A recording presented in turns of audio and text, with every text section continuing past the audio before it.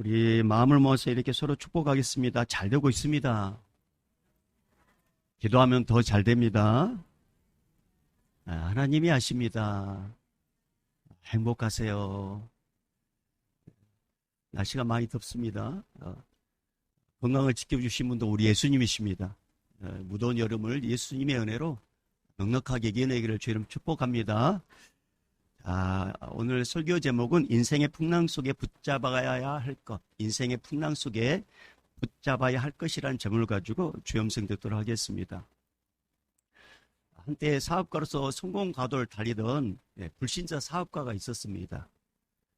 그런데 갑자기 생각지도 못한 거대한 풍랑에 이렇게 닥치고 말아요. 그게 뭐냐면 야심차게 추진했던 사업이 예기치 않았던 문제로 인해서 사업이 자초가 되고 맙니다.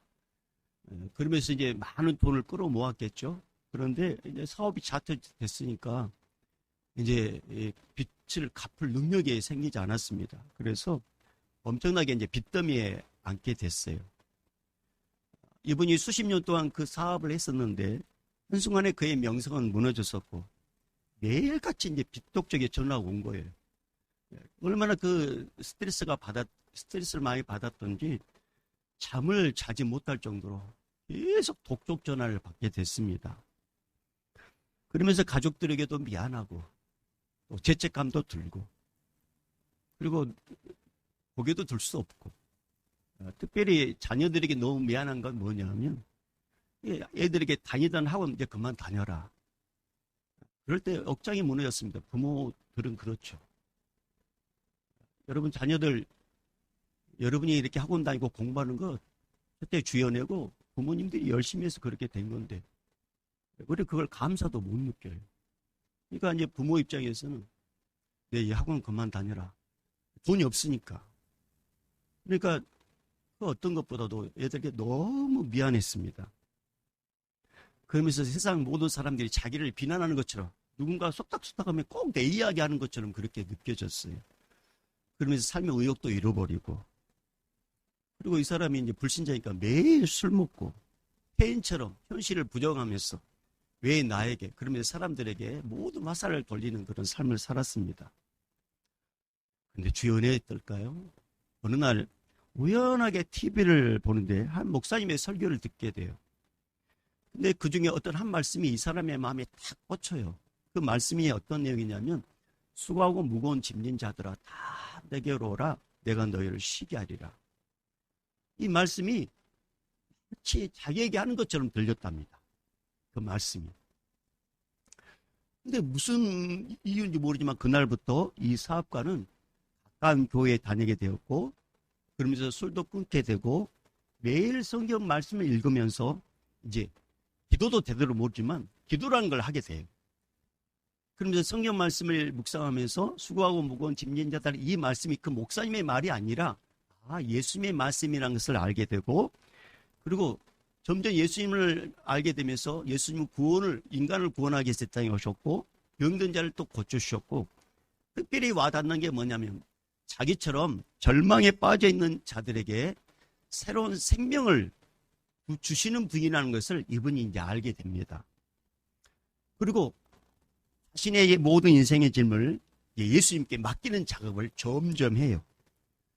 그러면서 삶이 바뀌고 그러면서 얼굴도 변화되고 그래서 놀랍게도 예수님을 믿으면서 달라진 모습을 보고 끈질기게 빛을 이렇게 빛갚아라고 끈질기게 그렇게 독촉 전환했던 이 사람이 어느 날 갑자기 빛의 일부를 탕감해주는 그런 은혜를 이분이 경험을 하게 돼요. 그리고 오랜만에 생각지도 않은 누군가에게 전화가 오게 됐는데 이분을 통해서 오래전에 도움을 받았던 분이셨어요. 그런데 이분에게 갑자기 전화가 와가지고 새로운 사업의 아이템이 있는데 같이 해보지 않을래라는 제안을 받게 됩니다. 그러니까 이분은 이제 예전 같으면은 예수 믿지 않았을 때는 뭐 이렇게 뭔가 가타부때 뭔가 이렇게 결정을 했을 것인데 이렇게 물어보니 주님 이렇게 제안이 왔는데 어떻게 할까요? 이렇게 이제 기도를 하기 시작해요. 그러니까 주님께서 이제 자연스럽게 길을 열어주십니다.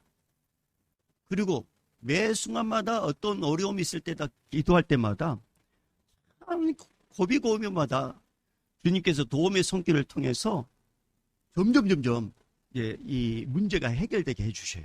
그리고 몇 년 후에 모든 빛을 다 갚고 다시 재기했다라는 그런 간증입니다. 여러분, 제가 이렇게 질문 한번 해볼게요. 이 사람을 이렇게 회복시켜 주신 분이 인간입니까? 아니면 예수님이십니까? 예. 주님은 사람을 통해서 일을 하신다고 했죠. 이 사람은 자기 이 무너진 이 사업을 절대 일어날 수 없어요. 근데 주님이 이 사람을 사랑하셨잖아요. 말씀으로 찾아오신 거예요. 예수님은 사업의 실패로 낭망한 이 자에게 말씀을 딱 듣게 만드시고, 그리고 믿음도 주셨고, 기도할 마음도 주셨고, 그리고 주님께서 돕는 자를 붙여주셔가지고 지금 일어서게 하셨습니다. 여러분, 우리가 이 땅에 살면서 다 형통한 삶을 살기를 누구나 원해요. 그런데 인생은 그런 게 아닙니다. 형통할 수 없어요. 죄인들이 모여 사는 곳에 무슨 형통이 있겠어요? 인생은 생각지도 않는 이 전쟁 같은 일이 생길 수밖에 없습니다. 그런 문제를 당했을 때 어떤 이는 자기 앞에 그 문제에 압도당해가지고 절망하고 낭망하고 인생을 아예 자포자기하고 자기 인생 될 대로 되라는 식으로 가족도 돌보지 않고 자기 몸뚱아리 하나도 제대로 돌보지 않고 인생 뭐 있어 그러면 될 대로 되라는 식으로 회의처럼 사는 사람이 있어요. 그런데 어떤 분은 자신의 교만함을 회개합니다. 자신이 왜 이렇게 됐는지 자신을 돌아보고, 그리고 신앙이 있는 사람은 예수님을 의지하게 돼요. 그럼 여러분, 예수님은 될 대로 되라는 식으로 사는 사람과 자기 자신의 교만을 회개하고 예수님을 의지하는 사람, 이 둘 중에 어떤 사람의 손을 붙잡아 주실 것 같아요? 두말할 것 없이 예수님께 자신의 교만을 철저하게 회개하고 당신의 인생을 맡기고 저는 주님이 필요하다고 손을 내미는 그 자에게 우리 주님은 그 사람의 손을 붙잡아 주셔요. 그리고 다시 일어나게 하십니다. 그 예수님이 지금 이 예배당에 임재해 계십니다. 여러분, 예수님은 모든 문제보다 크신 분이셔요. 오늘 말씀도 그래요. 예수님께서 물고기 2마리와 보리떡 5개로 배고픈 사람 2만 명을 먹였습니다. 이런 놀라운 은혜를 경험한 사람들이 모여가지고 335가 모여가지고 야, 예수님을 왕으로 추대하자. 저분을 우리가 왕으로 모시면 평생 굶지 않고 살 것 같다. 그러면서 335에 모여가지고 막 예수님 왕으로 모시자 막 이런 이야기를 했습니다. 예수님은 백성들의 생각을 아셨어요. 그들의 의도를 알았습니다. 나 같으면 은근하게 기대했을 것 같아요. 그리고 나 같으면 가만히 있을까 누군가 옆에서 이렇게 부추겨주기를 원했을 것 같아요. 되게 해주자. 그러면 저는 모른 척하면서 좀 더 큰 소리를 해봐. 막 그럴 것 같아요. 근데 우리 예수님은 안 그랬습니다. 원래 우리 예수님은 만왕의 왕이시며 만물의 주인이십니다. 예수님은 유대인들만을 위해서 이 땅에 오신 분이 아니셔요. 모든 인류의 구원자로 하늘 보좌, 왕의 보좌를 버리고 이 땅에 오셨습니다. 그런데 예수님의 기적을 맛본 유대인들은 예수님 자기들만의 왕으로 세우려고 했어요. 예수님은 그런 분으로 오신 분이 아니셨어요. 그래서 예수님은 급히 제자들을 배에 태워서 건너편으로 가게 하시고 홀로 남아서 백성들을 다 집으로 돌려보냅니다. 그리고 혼자 남았을 때 오늘 말씀 보면 산으로 들어가셔서 기도의 시간을 갖습니다. 근데 그때 제자들이 탄 배가 갈릴리 바다 중앙 정도 갔을 때 생각지도 않는 풍랑을 만나게 돼요. 바람과 파도가 얼마나 거셌던지 배가 앞으로 가지 못할 정도로 계속 노를 저는데 앞으로 가지 않고 계속 밀리는 거예요. 앞으로 지금 가야 되는데. 더군다나 온통 주위는 캄캄합니다. 그래서 어느 곳이 지금 땅인지도 몰라요. 어느 방향으로 노를 져야 갈지 방향 감각도 잊어버렸습니다. 예수님이라도 같이 계셨으면 걱정하지도 않을 텐데 예수님도 안 계시고 온통 주위는 캄캄하고 바람과 파도는 더 거칠어지고 도대체 어떻게 해야 할지 막막한 지경에 놓이고 말아요. 제자들은 아무리 난관을 헤쳐나가려고 해봐도 소용이 없었습니다. 더군다나 어부 출신들이 있었잖아요. 자기들만의 노하우로 이 바람과 파도를 뚫고 나가려고 해봤지만 역부족이었습니다. 배 탄 제자들은 죽음에 대한 공포, 좌절감이 막 몰려왔어요. 그리고 함께 배에 타지 않고 먼저 보낸 예수님이 원망스러웠습니다. 이렇게 어려움에 빠져 있는 자신들의 처지를 예수님은 모를 거라고 단정을 했어요. 온통 주위가 캄캄해서 어려움에 빠진 자신들을 예수님은 보이지 않을 것이라고 생각을 했습니다. 근데 성경은 뭐라고 하십니까? 48절 말씀. 48절 말씀 읽어봅니다. 시작. 노젓는 것을 보시고 밤 사경쯤에 바다 위로 걸어서 그들에게 오사 지나가려고 하시매.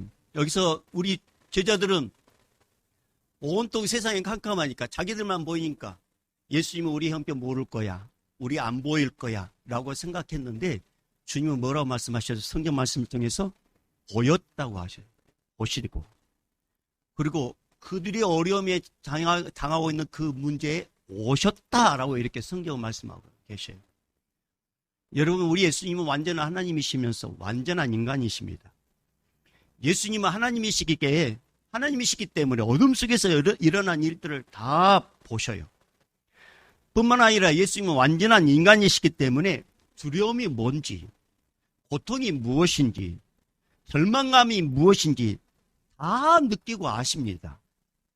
제자들은 온통 캄캄한 이 어둠 때문에 어둠만 보였어요. 그러나 예수님은 어둠 넘어 고난당하는 제자들의 현실을 보고 계셨습니다. 그리고 예수님은 상심한 마음도 아셨어요. 그리고 그 문제를 해결해 주시기 위해 제자들에게 가고 계시고 오셨어요. 여러분, 저는 여러분의 형편을 몰라요. 근데 예수님께서 여러분의 형편을 아시고 이 예배당에 딱 앉혀놓으셨어요. 그리고 예수님이 이곳에 오셨습니다. 말씀을 듣는 가운데 인격적인 주님을 꼭 만나기를 주님 축복합니다. 사도행전 16장에 보면 바울과 실라가 나옵니다. 복음 전하다가 귀신 들린 게즈바이를 예수의 능력으로 온전케 해줬어요.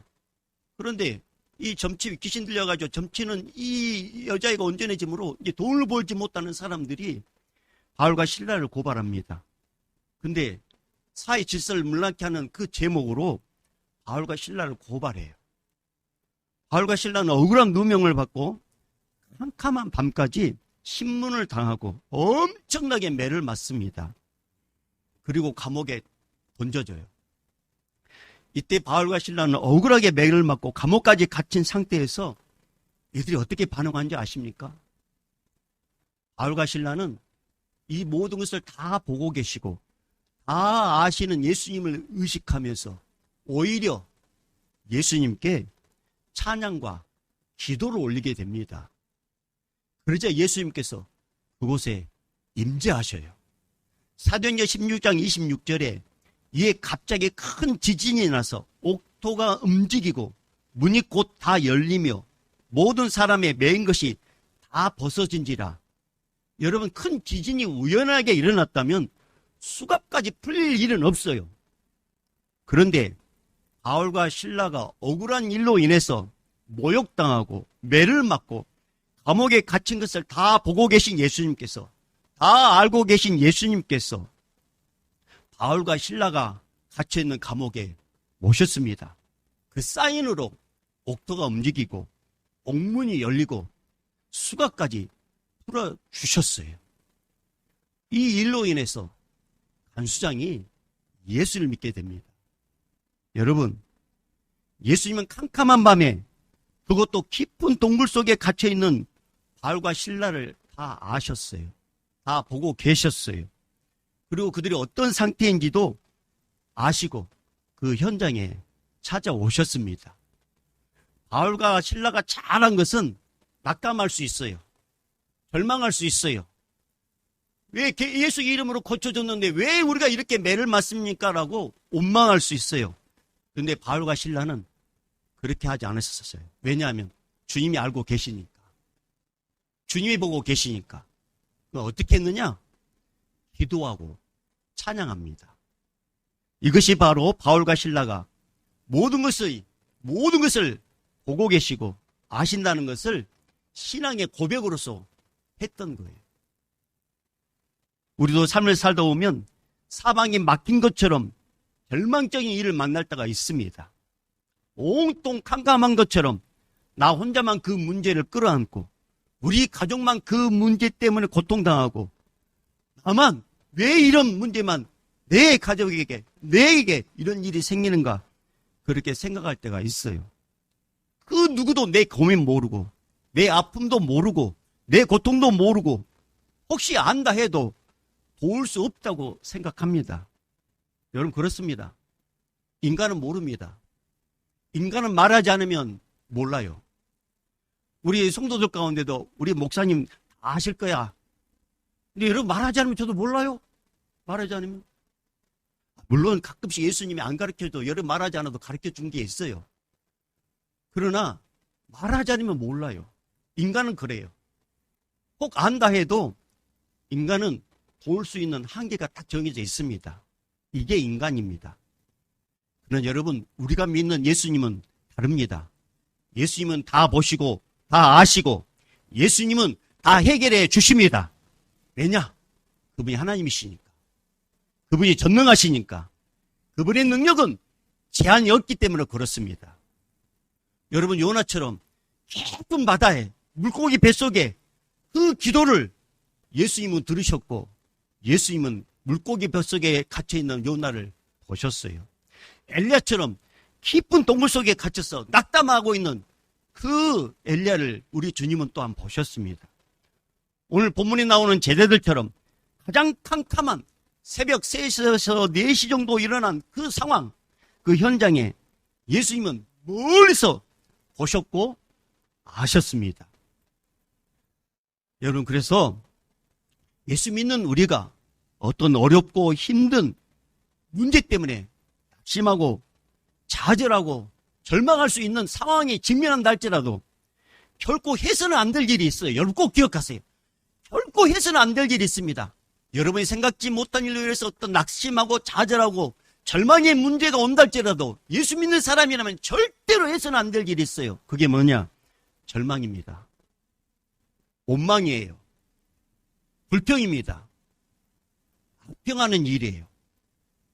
대신 해야 할 게 있어요. 기도예요. 감사예요. 찬양이에요. 왜 그러느냐? 기억하세요. 민수기 14장 28절에 그들에게 이르기를 여호와의 말씀에 내 삶을 두고 맹세하노라. 우리 예수님이 하신 말씀이에요.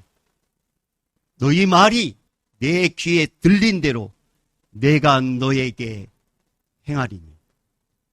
죽겠네? 그러면 죽을 일이 생깁니다. 감사하네? 그러면 감사할 일이 생기도록 도와주십니다. 여러분, 주님이 다 알고 계시고 주님이 다 보고 계시고 주님이 그 형편 다 아셔요. 근데 우리가 결코 해서는 안 될 일, 원망, 불평, 짜증, 악평, 이것은 절대로 해서는 안 돼요. 왜? 들으시니까. 대신에 뭘 해야 한다고요? 기도, 감사, 찬양. 그러면 우리 예수님은 모든 상황을 바꿔 주십니다. 감사하는 자에게 감사거리가 일어나도록 도와주셔요. 왜? 다 아시니까. 제자들은 캄캄한 새벽에 생각지도 못한 일을 경험합니다. 죽을 것만 같던 공포가 밀려왔어요. 배를 타고 있는데 갑자기 풍랑이 일었으니 얼마나 낙심되겠어요. 낮이라면 뭔가 저게 시야라도 확보돼가지고 땅이 저기 있다. 그래 조금만 힘을 내자. 그러면 어떻게 내보는데 캄캄해요. 도대체 땅이 어디가 있는지, 지금 위치가 어딘지 생각지도 못한 일을 당연히 이렇게 당하고 있습니다. 이런 상황을 누구도 모를 것이라고 생각했어요. 왜? 캄캄함으로 이미 둘러싸여 있으니까. 그런데 오직 한 분, 예수님은 멀리서도 제자들의 상황을 다 보셨습니다. 제자들의 고통을 아셨습니다. 예수님의 시선을 그 어떤 어두움도 막지 못했어요. 예수님의 시선을 그 어떤 캄캄함도 막지 못했습니다. 예수님은 그 어둠을 뚫고도 제자들의 형편을 보고 계셨고, 예수님은 그 어떤 어둠의 큰 캄캄함도 뚫고 제자들의 형편을 아셨습니다. 그리고 기도의 자리에서 일어나요. 그리고 움직이십니다. 그것도 거센 바람과 파도가 일렁이는 바다 위를 걸어서 제자들이 지금 당면하고 있는 그 문제의 현실로 갑니다. 그렇게 제자들이 힘겹게 파도와 싸우고 있는 현장, 그 가까이 예수님께서 가고 계셔요. 근데 제자들은 예수님 안 보여요. 온통 캄캄함으로 다 이렇게 캄캄함 때문에 안 보여요. 근데 예수님은 점점 물 위로 걸어서 제자들이 가고 계세요. 근데 이 제자들이 깜짝 놀란 일이 생겼습니다. 바다 위로 누가 걸어오는 거예요. 제자 중에 하나가, 저거 뭐냐? 바다에 뭐가 있어? 어디? 그러면서 모두가 그곳을 향해 시선을 고정시키자 깜짝 놀랐습니다. 사람 형체가 바다 위로 제자들이 타고 있는 배 쪽으로 오고 있었습니다. 제자들은 기겁할 수밖에 없었어요. 자, 49절입니다. 49절 말씀. 자, 읽어봅니다. 시작. 제자들이 유령인가 하여 소리 지르니. 여러분, 제자들은 분명히 유령이라고 생각했습니다. 왜? 사람은 물 위로 걸을 수 없는 존재라는 걸 알고 있기 때문에. 사람 물 위로 걸을 수 없어요.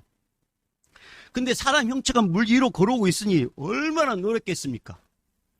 이때 예수님은 유령이라고 기겁하고 두렵고 떨고 있는 그 제자들 향하여 익숙한 목소리로 이렇게 제자들에게 소리를 먼저 알려주십니다.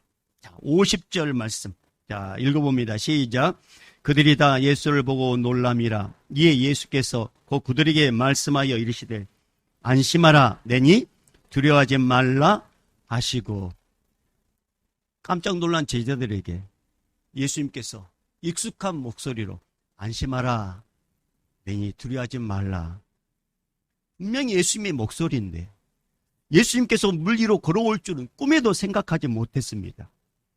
예수님께서 귀신도 쫓아내고 병든 자도 치유하고 죽은 자도 살리고 보리떡 5개와 물고기 2마리로 수만 명의 사람들을 먹인 것도 보았지만 거세게 일렁이는 바다 위를 걸어서 올 줄은 생각지도 못했어요.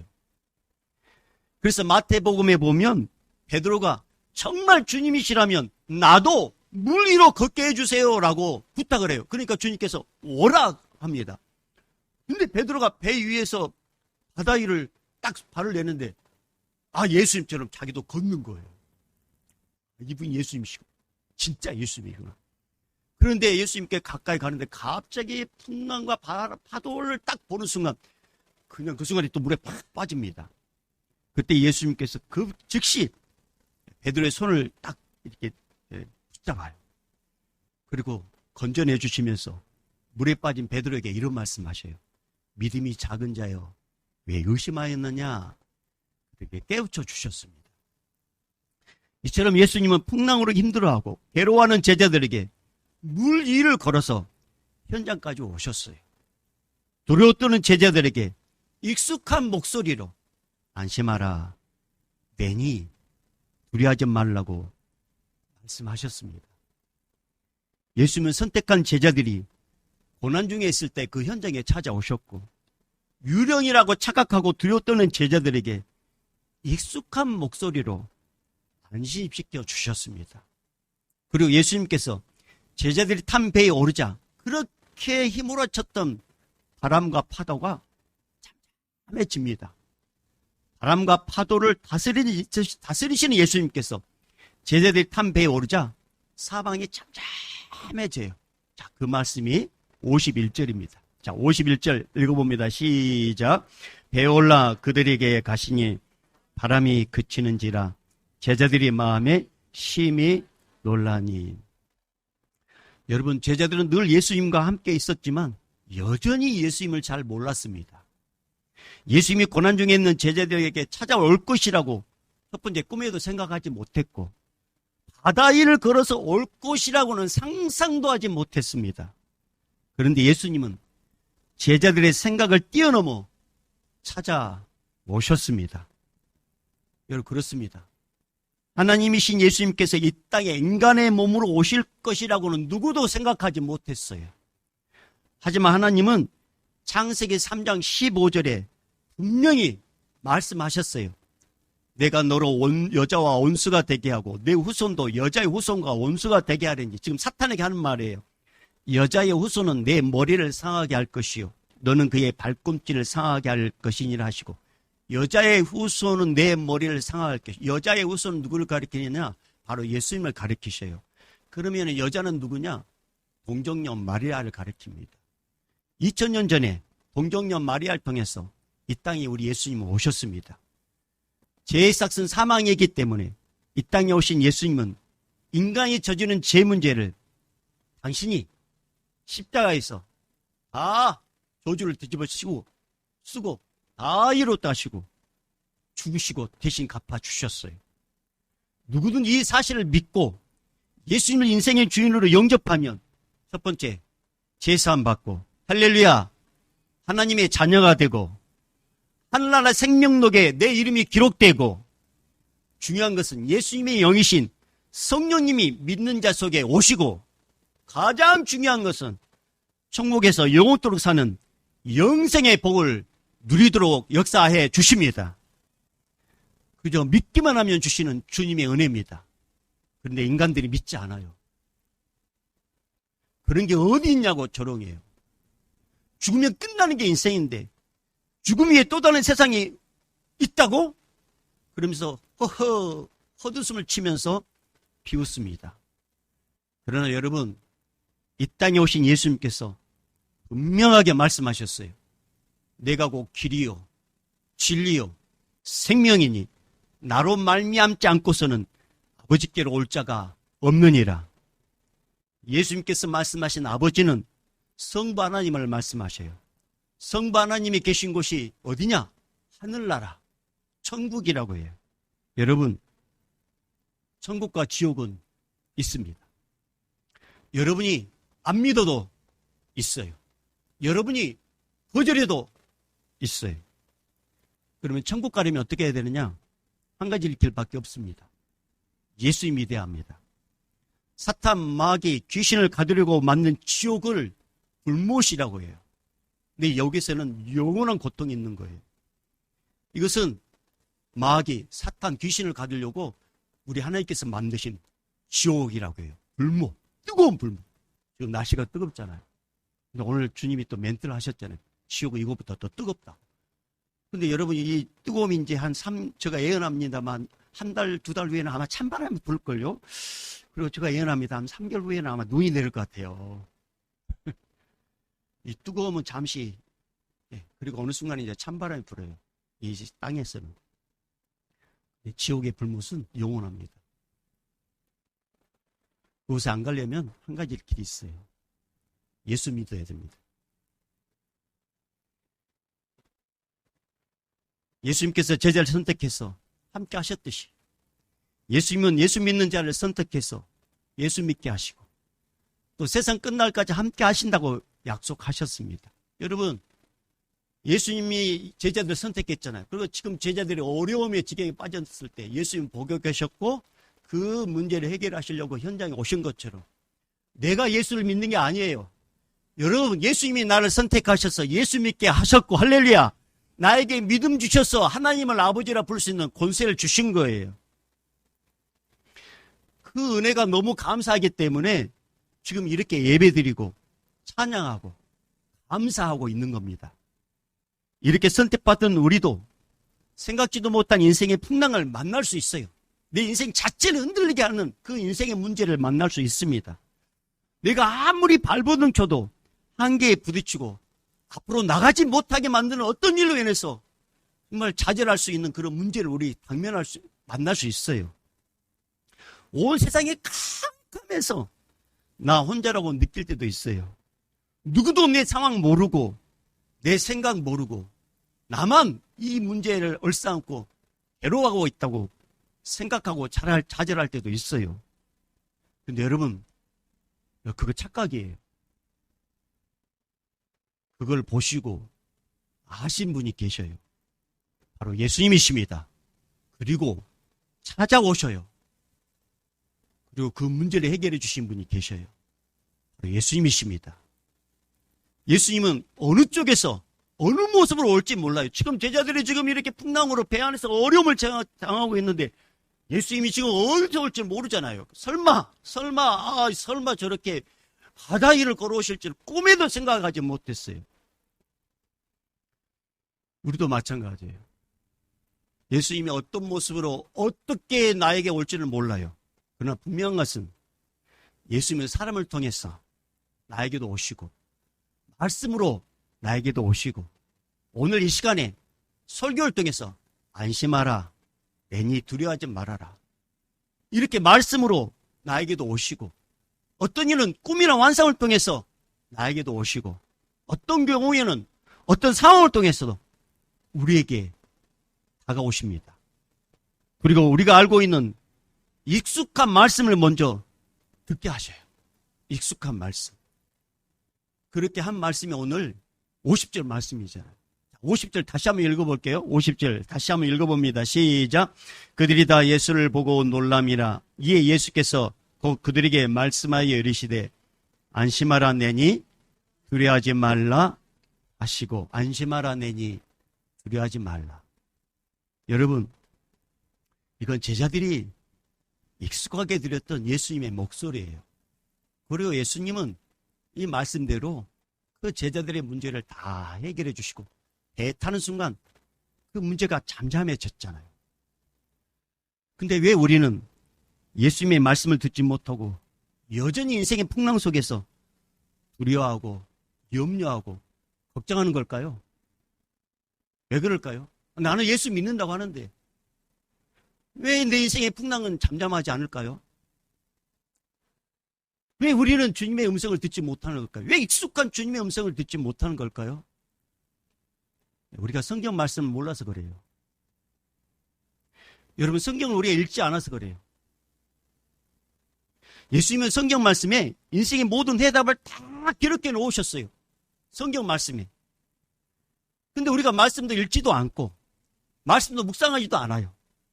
여러분, 어린아이는 아무리 이 어른이 심도 있는 이야기를 하고 싶어도 얘들은 어른들의 말을 못 알아먹어요. 왜냐하면 수준이 그 정도니까. 그러면 어른은 이 어린애의 수준으로 그 아이가 들어먹을 말만 할 수밖에 없어요.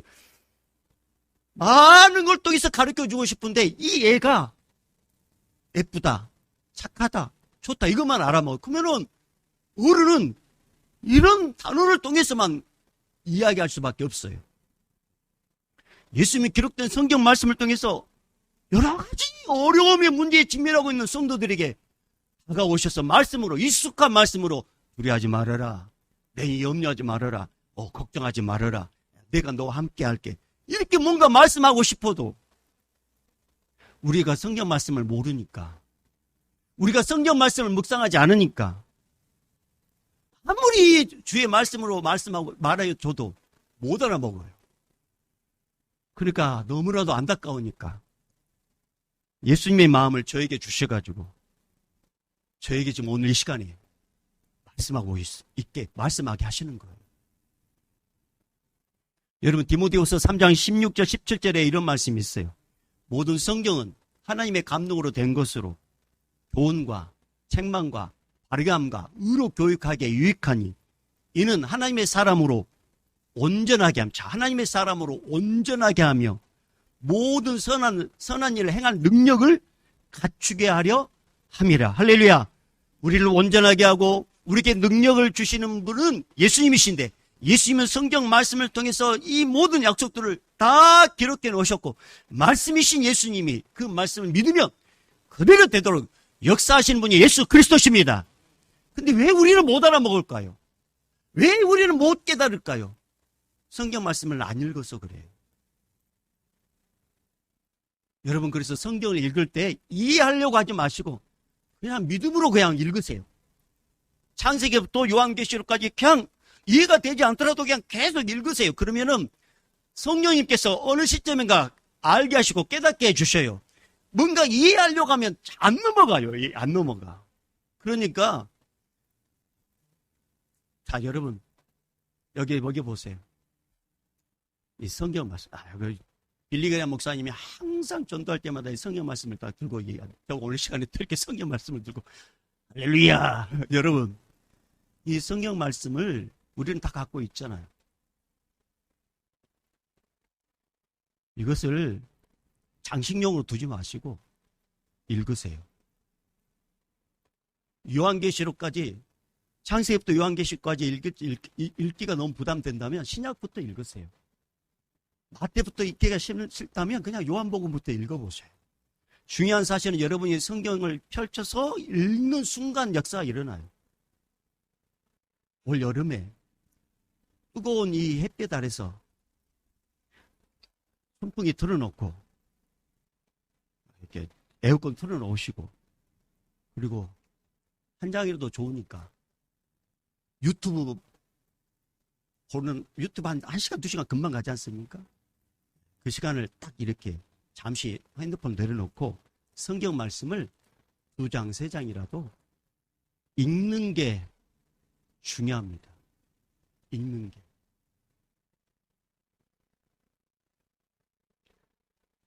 그래서 저는 주님이 여러분이 아는 만큼 역사하셔요. 기록된 성경 말씀을 아는 만큼 주님은 다양한 방법을 통해서 말씀으로 먼저, 항상 익숙한 말씀으로 우리에게 찾아오셔요. 그리고 그 말씀이 실제인 것을 경험하도록 주님이 개입하셔서 그 문제 해결해 주십니다. 오늘 제자들처럼. 예수님은 제자들의 바람과 풍랑으로 두려워할 때 예수님이 물리로 걸어온 것을 보고 유령이라 소리친 것을 보고 너무나 안타까워하셨지 않습니까? 예수님이. 그러면서 그 이유를 이렇게 말씀하셔요. 자, 오늘 본문 52절로 갑니다. 52절 읽어봅니다. 시작. 이는 그들이 그 떡 떼시던 일을 깨닫지 못하고 도리어 그 마음이 둔하여 졌음이러라. 아멘. 여러분, 불과 몇 시간 전에 오병이의 기적을 보았어요. 이 제자들은. 근데 눈앞에 일어난 일로 인해서 온통 그 일에 정신을 쏟고 신경을 쓰다 보니 그 은혜를 잊어버렸습니다. 예수님은 하나님이시기에 어떤 일이라도 다 해결할 수 있는데 제자들은 지나간 은혜는 생각지도 않고 현실 문제 앞에 고민하고 염려하고 걱정하고 있었어요. 우리도 그렇습니다. 우리도 저마다 예수님이 주신 은혜들이 있어요. 그런데 그 은혜는 생각지도 않고 그때 은혜는 잊어먹고 지금 문제가 너무 크게 다가와 예수님도 찾지 않습니다. 예수님께 구하지도 않습니다. 이 문제는 예수님이라도 어떻게 할 수 없어라고 절망을 합니다. 여러분, 정말 예수님이 여러분의 문제 모르실까요? 정말 예수님이 안 보고 계실까요? 정말 예수님이 그 문제를 해결할 수 없을 거라고 여러분 확신하십니까? 아닙니다. 예수님은 예수 믿는 자들의 모든 삶을 다 보고 계십니다. 할렐루야. 다 알고 계십니다. 그리고 우리 예수님은 그 문제보다 크신 하나님이셔요. 우리 예수님은 인생의 앞길을 가로막는 그 풍랑이를 걸어가신 것처럼 인생의 어떤 풍랑도 우리 예수님은 다스리셔요. 그 예수님께서 오늘 우리에게 또 이렇게 말씀하셔요. 익숙한 말씀으로 수고하고 무거운 짐진 자들아, 다 내게로 오라. 내가 너희를 쉬게 하리라. 이 사실을 믿는 자가 성도입니다. 성도란 인생의 풍랑으로 인해 어찌할 바를 모를 때 풍랑을 잠잠케 하시는 유일한 분이 예수님이란 사실을 믿는 자가 성도입니다. 저는 여러분이 이 사실을 믿기를 주의 이름으로 축복합니다. 성도란 예수님께서 성도의 모든 삶을 보시고 아시고 함께 하신다는 것을 확신하는 자가 성도입니다. 저는 이 시간에 성령님께서 우리에게 그런 확신을 심어주기를 주의 이름으로 소망합니다. 성도란 불안하고 근심하고 염려하고 있을 때 예수님께서 성경 말씀으로 먼저 다가오심을 경험적으로 아는 자가 성도입니다.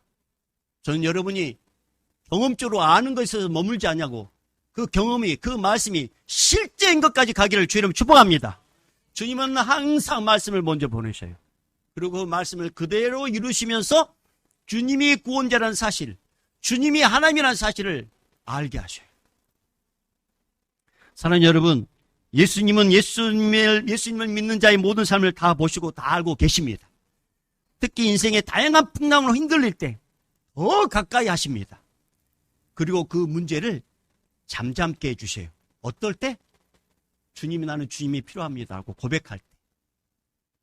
주님, 나는 주님의 은혜가 필요합니다 하고 주님을 사모할 때 주님은 가까이 하십니다. 그런데 왜 우리는 여전히 걱정하고 염려하고 불안에 떨고 있는 걸까요?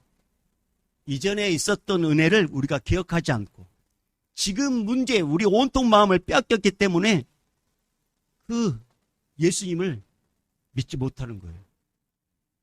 어제 있었던 일도 그 주님의 어마어마한 일인데 지금 당장 문 앞에 있는 그 문제 때문에 우리는 그 어제의 은혜를 잃어먹고 지금 문제에 낙심하고 있는 게 우리 인간입니다. 근데 여러분, 중요한 사실이 있습니다. 우리 예수님은 어제나 오늘이나 영원토록 동일하십니다. 과거에 함께 하셨다면 현재도 함께 하시고 미래도 함께 하십니다.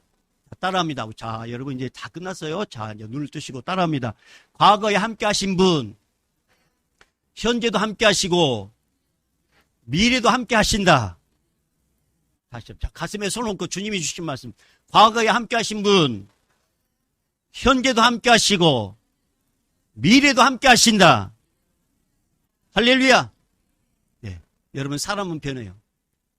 사람은 믿을 존재가 아닙니다. 사람은 사랑할 존재예요. 변하지 않는 분 유일한 분 한 분 계셔요. 그분이 누구라고요? 예수 그리스도. 그 예수님을 잘 믿으십시다. 할렐루야.